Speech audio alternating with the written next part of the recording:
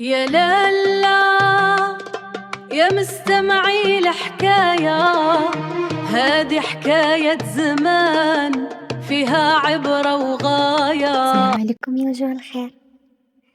بداو كلامنا بالصلاة على النبي المختار شفيعنا يوم الحساب. اليوم غادي نرجعو بالزمان للور، لزمان حاجيتكم وجيتك، زمان الحكمة والكلمة الموزونة. غادي نعاود لكم قصة من قلب التراث المغربي، قصة فيها الصبر وفيها الغدر وفيها الذكاء كيوزن الذهب. ايوا جلسوا وارتاحوا وسمعوا خيوط الحكاية. قديم الزمان وسالف العصر والأوان، حتى كان الحبق والسوسن في حجرنا بين العدنان عليه أفضل الصلاة والسلام. كان واحد السلطان عادل كيحكم مدينة كبيرة ومزدهرة. هاد السلطان كان عنده وزير ذكي بزاف، ولكن فيه شوية ديال الطمع، ولكن كيعتمد عليه في قاع أمور الدولة. وواحد النهار السلطان بغى يختبر الأمانة ديال الناس اللي كيحكمهم، ماشي غير بالهضرة ولكن بالفعل. عيط للوزير وقال ليه: يا الوزير، بغيتك تخرج للسوق متنكر وتهز معاك هاد السرة ديال الذهب، حطها فشي بلاصة باينة وبعد عليها، وراقب شكون غادي ياخدها، واش غادي يرجعها لصاحبها ولا غيطمع فيها. الوزير اللي كان كيقلب ديما على الهمزة عجباتو الفكرة، ولكن في راسو مخطط. خرج للسوق، حط السرة فوق واحد الحجرة حدا واحد الحانوت ديال واحد التاجر معروف تيقولوا ليه با علال.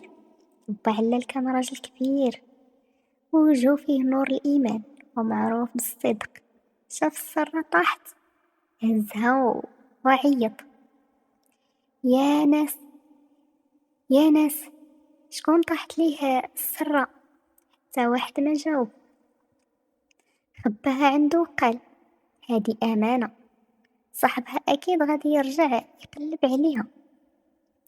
دازت سيمانة ودازت أيام، والوزير يراقب من بعيد. ملي شاف با علال ما استعملش الفلوس، قرر يلعب لعبة خبيثة.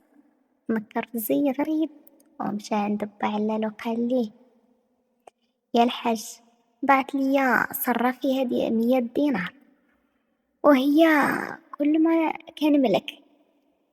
با علال بنيتو الصافية جبد السرة وقال ليه: هاكا وليدي، الأمانة كترجع لمواليها. والوزير خداها، ولكن عوض ما يشكرها مشى نيشان عند السلطان وقال ليه: يا مولاي، هاد التاجر اللي كيقولوا عليه امين راه سرق نص الفلوس. انا حطيت 200 دينار وهو رجع ليا غير 100.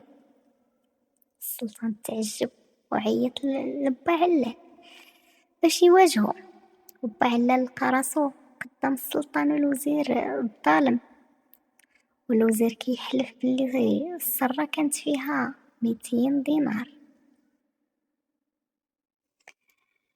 وما تقولش اللي كيضحك ليك راه صاحبك، وما تقولش اللي كيصلي راه قاضي غرض الله. الأمانة امتحان، والغدر كيبدا بخطوة صغيرة. السلطان كان راجل حكيم، شاف عينين با علال ولقى فيهم الصدق، شاف عينين الوزير ولقى فيهم واحد الشوفة ديال الغدر. دار السلطان لبا علال وقال ليه بواحد اللهجة قاصحة باش يختبرو: يا با علال، الوزير كيحلف بلي السرة فيها 200 دينار وانت رجعتي ليه غير 100. فين مشات 100 الأخرى؟ واش طمعتي فيها وانت الشيب والعيب؟ با علال نزل راسو الأرض وقال بكل ثقة وهدوء: يا مولاي السلطان، أنا راجل يخاف الله.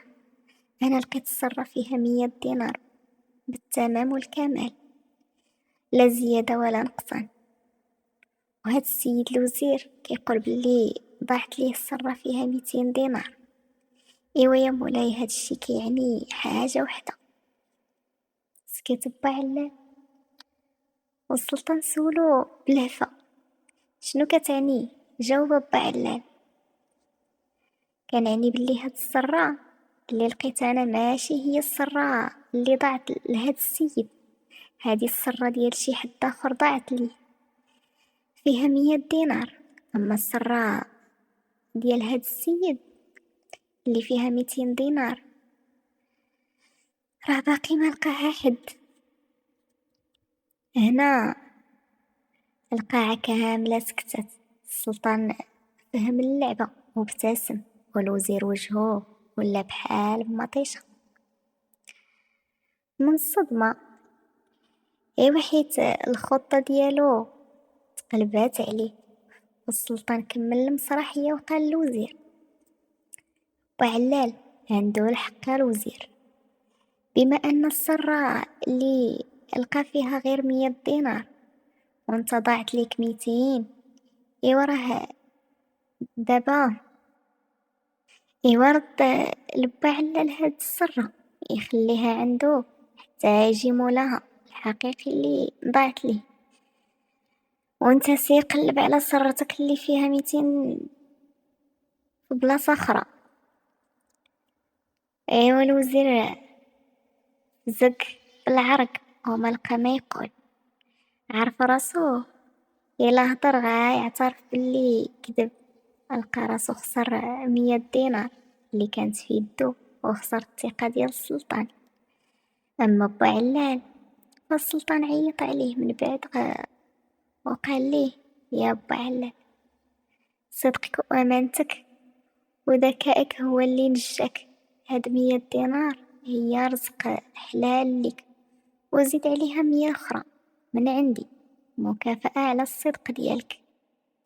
وهكذا يا أوجه الخير خرج با علال رابح ومنصور، والوزير المكار خرج يدو خاوية وراسو هابط. الحكمة من هاد القصة هي اللي حفر شي حفرة لخوه كيطيح فيها، والأمانة هي الساروت اللي كيفتح بيبان الرزق.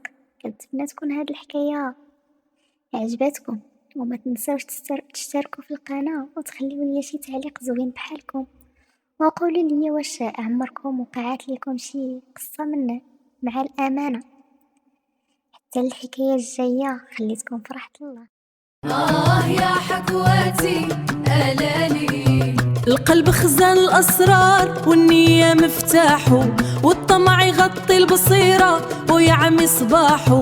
يا با علال يا وجه الخير والرباح، اللي زرع الشوك عمره يجني التفاح. يا